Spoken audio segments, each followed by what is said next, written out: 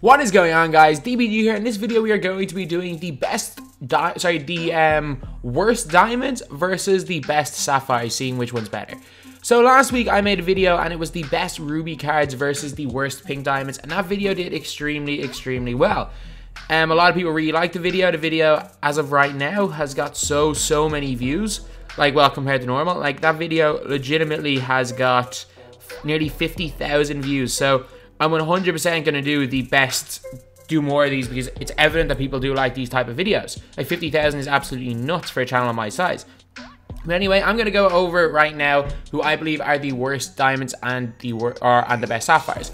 So rather than doing an entire squad and doing 2 gameplays, which I did the last time, that video, to be honest, it was just kind of showing highlights of games. I didn't think it did great. So in this video, I'm just going to be doing a gameplay, and I'm going to be doing one half of the game, the first and third quarter with the worst diamonds, and be playing the second and fourth quarter with the 5 best sapphires. So now I'm going to go over the squads I used for each of these, each of the 5s. So at the point guard position, the worst diamond, there is, like, a lot of people are going to argue different players, but in my opinion, it's not even close. Even though I don't really like this Kyrie Irving, I do not at all like the first diamond Kyrie Irving. Second one's a lot better. Not a fan of D Rose, but obviously the worst diamond right now is Diamond Russell Westbrook. This card is so bad. He's got no 3-ball, not a great mid-range. He has also got a free throw rating of 50. Yes, 50. This card is really bad. Like, really bad. But anyway, now we're on to the Diamond 2 guards. There's actually not that many bad Diamond 2 guards. I was thinking of putting Hamidou Diallo in, but he's actually not the worst card in the world. His release a little bit long, but he's a great dunker. Paul Westfall's a card that I haven't used, so I honestly don't really have an opinion on him. Reddick can literally only shoot the ball, but he does have Hall of Fame Limitless. Page is good. Rip Hamilton's good, so I'm going to go with Bradley Beal. This Bradley Beal, not even a great 3-point shooter with an 83 ball. Okay driving dunk and speed boost, and is moderately fast, I guess, but can't play defense at all, so he definitely belongs in this squad. The small forward position, again, I don't think there's a single actual bad small forward that's a diamond tier. So all of these cards are really nice. Joe Johnson has a long release, but he's got some nice stats. But the player I'm going to put in is Adrian Dantley. Because like the lower rated cards, 93 overalls are really good. Melo's really good. Pierce is okay, I guess. Marquise Johnson's alright. The reason I have Adrian Dantley in over Marquise Johnson is Adrian Dantley's only 6'5", and he has got no 3-ball whatsoever. Decent dunker, decent mid-range shot. He's fast. Not the best defender, but not awful. But again, doesn't leave a good bit to be desired. At the power forward position, this one should be an obvious one to anyone who's played this game. It is John Collins. John Collins is literally worse than his Amethyst. Like, I'm not even joking. Like, John Collins has an Amethyst card that's 2 ratings lower, and he's worse. Like, obviously, the John Collins on left is a better defender, but what you really want John Collins for is 3-pointers and dunking. Barely any difference in dunk, however, a -20 in shot 3 for the diamond one.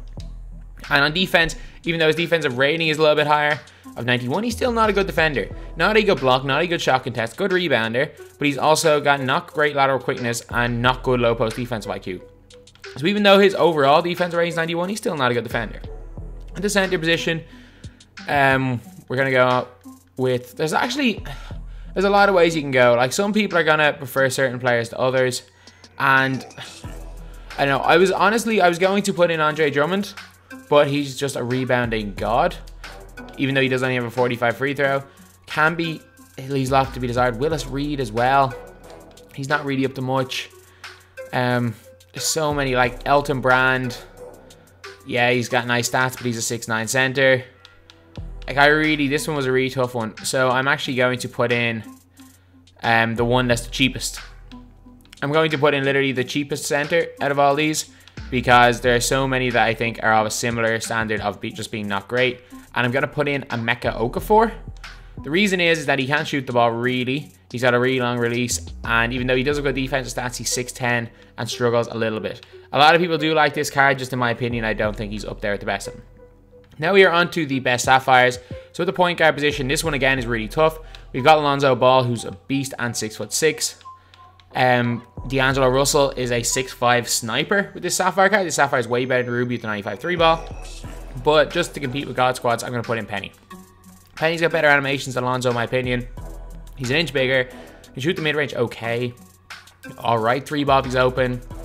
He's got an okay driving dunk. Can speed boost. He's also moderately fast and not the worst defender. Actually, no, I'm going to switch. I'm going to play Alonso instead. I'm going to put in Alonso Ball. Because Alonso's a way better defender. At the 2, we are going to put in... Again, this is another really tough one because there is the likes of Kobe Bryant. Larry Hughes is a beast. Terrence Ross is incredible. And Quinton Richardson is the best shooter of all these. But I'm going to go with Tracy McGrady. Self-explanatory. T-Mac's just a beast. Can do basically everything and is an incredible Sapphire. Again, like the Sapphires were a lot harder to pick than the worst diamonds. Like so many good ones. Iguodala's a beast. Melo's a beast. Paul George is incredible, but he leaves a lot to be desired shooting-wise. Kevin Knox and Corey Brewer are both incredible. Caron Butler is really good. But I'm going to go with Nicholas Batum. Batum just, he kind of can do everything. He can shoot the mid, shoot the 3. He can dunk. He can speed boost. He can also lock down people on defense and is long. And the power forward position, this one was the most straightforward of all the positions. I know this may not be the guy a lot of you guys go for, but in my opinion, this was the only one where there was no question about it. Jared Jeffrey's the best power forward. That's a Sapphire. Jeffrey's averaging 9.3 points per game for me. He's 6'11", demigod. He's just incredible. Like, he's just absolutely incredible. Open shot made 80, which is alright. Open shot 3 is not great, but his release unbelievable. Good block, shot contestant steal for, well, consistently alright. Good speed, ball, and acceleration. Decent amount of quickness. And he's just a beast in defense. He can guard stretch bigs, and he can also guard actual bigs. And the center position for the Sapphires, again, there's 2 ways you can go with this. A lot of people will go this way, going with either... I'm not going to put Sean Bradley in the conversation because he's just too skinny. Going with either Manute Bol or Mirsan. And going with Giants. Or, actually no, I was about to say or Dikembe Mutombo, but no one's really going to use him. Or maybe even Marcus Camby for the dynamic duo with Tracy McGrady. That's a beast of a dynamic duo and it makes T-Mac way, way better. And to be honest, that was the way I was kind of leaning towards. But I also was kind of had it in the back of my mind to go one of the 3 Giants anyway. So for my playstyle anyway, I think that Rafe LaFrance is the best option I can use. So I think the Rafe LaFrance, he's 6'11", so he's not too tall or not too small. He's also got a good 3-ball, good mid-range shot. He can hit the free throw, he can play in the post, he can block shots. He's not a great rebounder, not too slow, but a decent enough defender. So anyway, yep, that is the 2 teams. I'm going to play a game. I'll probably just show the highlights of the game, to be honest, for both of these. So since it's only 1 game and not 2, you're going to see nearly all the highlights of both of these teams, and then I will do a breakdown of which I think is better.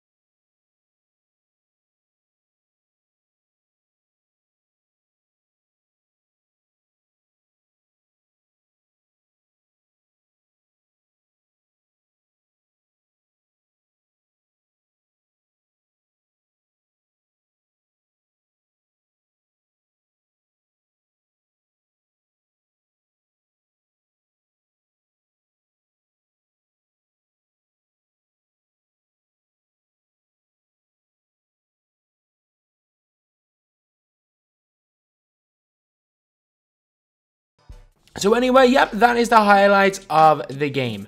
So now we are going to go onto the 5 categories, just like we had in the last category.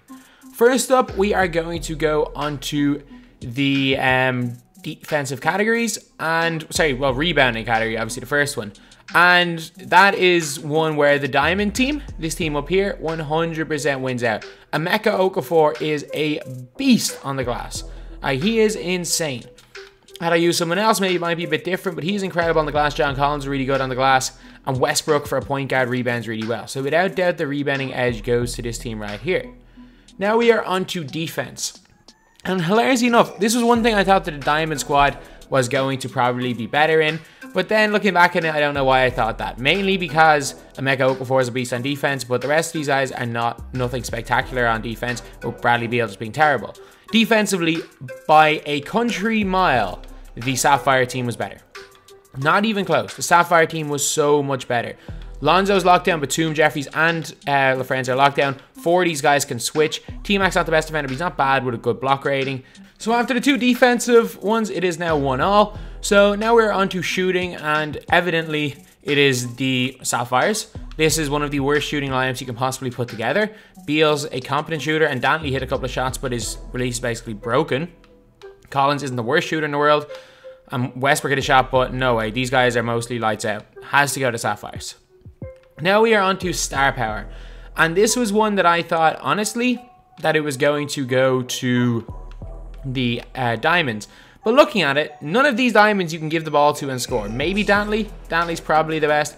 And if you don't get the Sapphires, you've got Tracy McGrady, who on any team can ISO a lot of people and put shots up. Lonzo in the pick and roll is really nice, especially because he can shoot the 3-ball.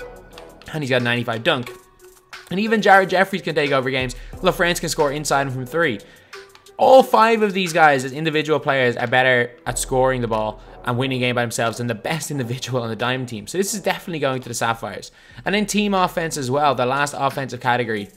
Like, all 5 of them can shoot. All 5 of them can go to the basket. All 5 of them, except, well, 4 of the 5 can run the floor, run the fast break. They're all a threat from everywhere. Most of them are a threat from, well, the friends are a threat inside. This team here, Westbrook is a slasher.